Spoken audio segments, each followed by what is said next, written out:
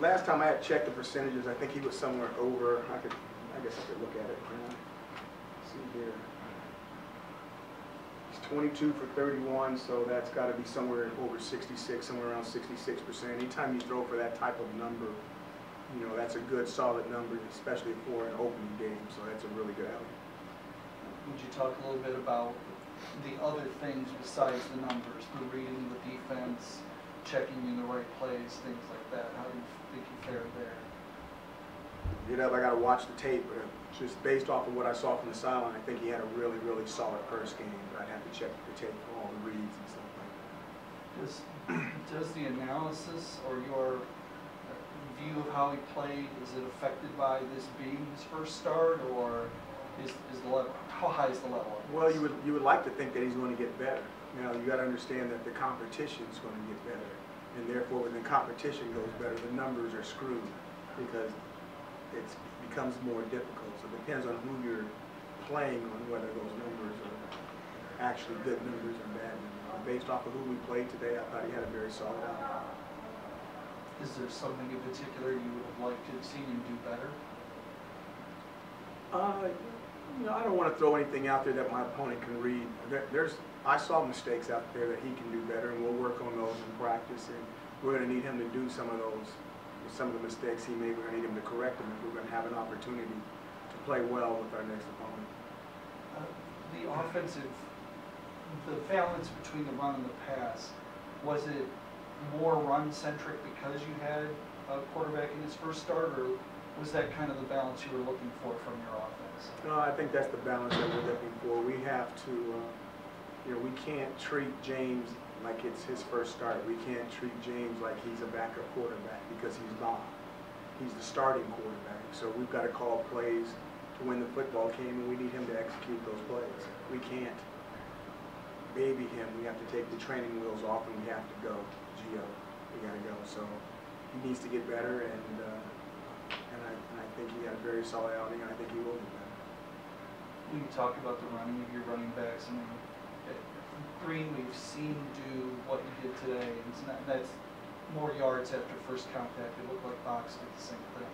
You know, I really think we have two good running backs now. The thing is, they're not very big. We're going to see how durable they're going to be, and that's one of the reasons why we like the two-back system, because we don't have a big back there this year.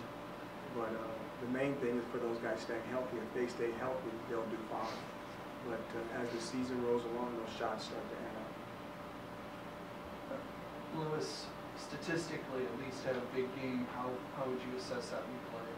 You know, the thing about Roger and the thing about GD, Derek, those guys didn't play football last year. So really, it's almost been like a whole year layoff. They're just getting their legs back underneath them and the lights and everything else. So I'm really excited about his outing. I thought he had a good, solid outing as well. How big was the punt return, 78 yards? It seemed like that's where you guys started to really get a rhythm. It really changed momentum. Well, it was really good to see the punt return in the exact same situation as it was at Friday night when the guy didn't complete the play. And then to see him get back into that learning situation, we talked about that situation a lot. And then to see him relax and complete that play was a really proud moment as a coach. I thought that he did a great job. And I thought that the punt return, not only him, but the punt return team, you know, should kudos out to them. That's the second time they've gotten that return into that situation. And that's a heck of a job by them and a heck of a job by a special teams coach, Tom Call. You talked about the learning from that week 1 to week 2. You specified the punt return, but what other things did you notice that guys went from week 1 to week 2 that you could tell that what you guys went over in practice they learned and they really got better at? Well, I thought we tackled better in the open field. I thought we competed better, and I really believe we played hard the first game. That wasn't the issue, but I thought we played hard without details and fundamentals, doing the little things, and I thought that they really bounced back and did a lot of those things today. I mean, even the defensive backs, they got into some situations. Yeah, there was guys behind them, but they were also in very competitive situations where they were challenging the football and making it a game of it, and that was exciting to see.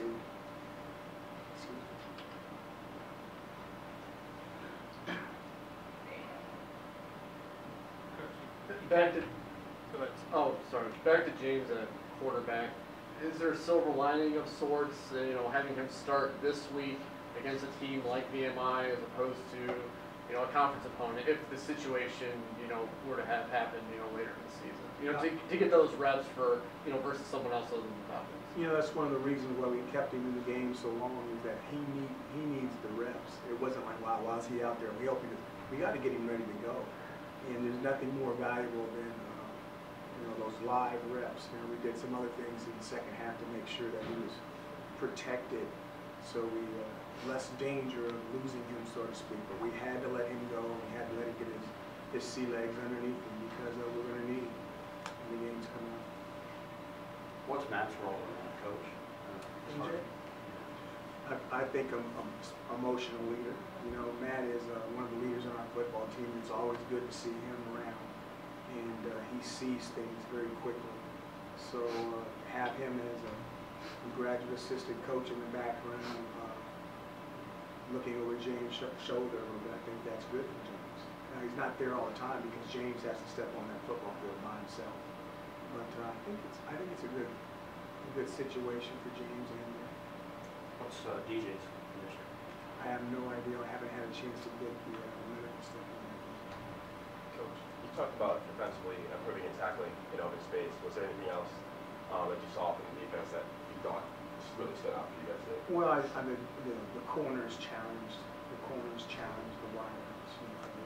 They were closer to him, and they were challenging plays. And when they didn't challenge plays, they came out of the game. Because if you're not going to challenge, you might as well be standing over there next to us if you're not going to challenge for the ball.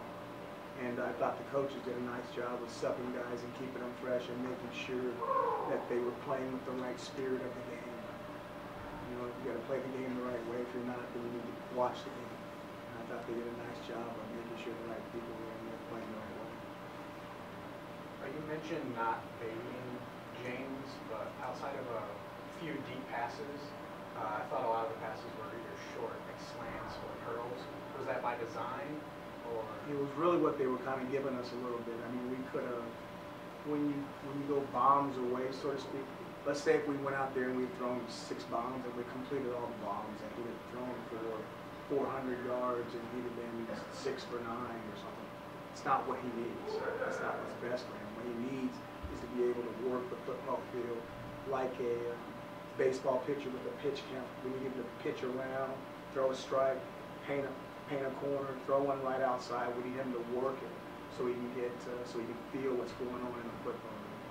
So I think all things considering, this outcome and the way he played was very productive and positive for him. kind of touched on the opponents and the numbers you put up. Now, how difficult is it to judge this game, considering this opponent? It's based off of what happened last Friday. It's very hard to win a college football game. And the minute that you think this one's a win for sure is the minute that you have Appalachian State beating Michigan. That's who beat them, wasn't it? And then you have that loss stuck on your career forever. So, the other coaches are staying up in the middle of the night, burning the midnight oil. The other players have a desire to win, and as long as there's a football and it's not round, the ball can bounce all sort of ways. So you've got to make sure that even though you may be favored, you've got to make sure that you win the game the right way and you play the game the right way. And that's one of the things I'm proud about this team, is I thought, based off of what I could see on tape and where we wanted to go with this football team, I'm very proud of the way they played today. You mentioned, and we all talked about the punt return for a touchdown. Would you also talk about the block, taking advantage of a low snap to get the blocked punt for the touchdown? Well, I don't know if it's taking advantage of a low snap. J-Dub, the punt before that, they snapped it on the ground. And we were thinking about going for a block then, and they snapped it on the ground. And I said, well, the next time up, we're gonna go for a block. And then I believe that the next time up might have been like 4th and 3 or 4th or 2, and I was like, oh, we don't want to rough the kicker and give the ball back up, so we let it go. But the next opportunity where the down and distance marker was right, we went for the block. And based off the get off I saw, whether he dropped it or not, I thought we were going to have a heck of a chance to get it. Now, that being said, the next block kick where Box ran into the kicker, I felt like he had no chance of getting it, and he should have pulled off. you know, but I felt that the one that got blocked, I think there was a lot of guys there that could have blocked it, whether it was snapped on the ground or not. A little bit more about your defense. How hard is it to analyze how the defense played based on the number of kids that you had injured? Well, again, if somebody gets hurt, the next guy has to step up. No one's gonna stop the game and tell us we can come back in 2 or 3 weeks when those guys get healthy. So the way I look at it is we had 11 BGSU Warriors out there, and you know, somebody had to line up and stop the offense. I thought they did a nice job. It was unfortunate that some guys got hurt. I hope that they're not hurt bad, and I hope they can be back with us next week. If they're not, then the next guy needs to step up. A word about Colvin. Can you update us on his status? From a medical standpoint, I don't have anything. I mean, nothing that I can give you from a legal standpoint before I would give it to you guys. A word about Malik Brown. Our understanding is you found out yesterday that he was eligible. Yeah, he got cleared by the NC2A late yesterday, and they said he could play in the game today. And I told the defense coaches that he would not play unless the game got out of hand because he hadn't practiced with our defense all week. He'd been on our scout team. He didn't even know the defensive game plan. So the score had to be a certain type of score for him to even have an opportunity to play today. And fortunately, it was. Your emotion finding out that he is eligible and gets to play. You know, I think Malik's a good, solid player for us, but right now he's not in our top 3. I mean, he needs to continue to work hard. It's a tricky thing because, you know, conditioning-wise and all the things that you need to do to challenge, maybe he wasn't exactly where he needs to be with that, so he's got to come. But we are excited to have him. We think he's a good player. Coach, we always hear about Falcon Fast, so what did you think about the speed of today's offense? I thought that we were better than what we were the last time that we were out, and we need to continue to get better.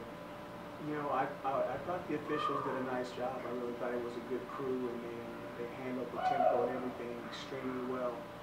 But we need to be faster than that, and we will be. So you talk about emotionally wise, how's the team and coach staff coming off the first win and your first win in the BG? You know, I'm old, you know, and I'm excited for the kids to win this game because we needed a win, and they deserved the win. They worked hard enough in the summer and the spring to get one. But we still got a long way to go. And I'm looking forward to going home. I'll probably have to take my wife out to eat, knowing her, and then coming back and watching the tape and getting ready on the next opponent. I'm happy, but that's kind of how I'm wired right now in the season. And for those kids, they need to go out and have a good time, be good, and we'll see them at work tomorrow. Is there anything specific you think you guys need to work on in order to be able to win next week against Indiana? Yeah, we need to work on ourselves again. We need to make sure that we don't turn the ball over. We had an interception. You know, I believe that was our first interception of the year. The ball was out, I believe, for the very first time this year. Had the ball out. Our defense got turnovers, which was exciting to see. We got an interception from our defense, and they got a fumble recovery, which was good. I think we need to work on all those things to have an opportunity to win next week. Anything else for Coach Babers? Okay, thank you, Pretty Coach. boring, huh?